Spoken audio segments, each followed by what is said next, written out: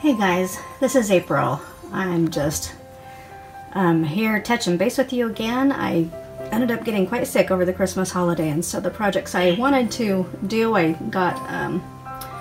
didn't quite get done with them, but I did end up creating another one for you that I was trying to get done in time for Christmas too, but this is just kind of how things went, so I just thought, well, let's just start off the new year with a video anyway.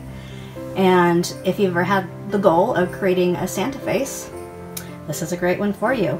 So this one is kind of unique because I end up taking an old head that I didn't really care for and then transforming him after I removed the facial features that I didn't want, transforming him into this one.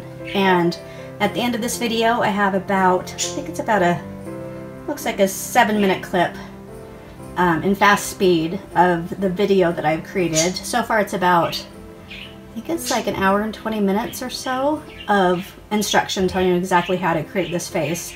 And I almost have them done, so I'm still working on that. I'll be finishing up the next one tomorrow. But for the new year, every day in January, I am going to be putting up a video for you. So you are welcome to look forward to that. And I should have some good stuff for you.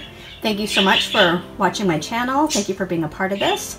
So I just wanted to let you know that that is up and coming.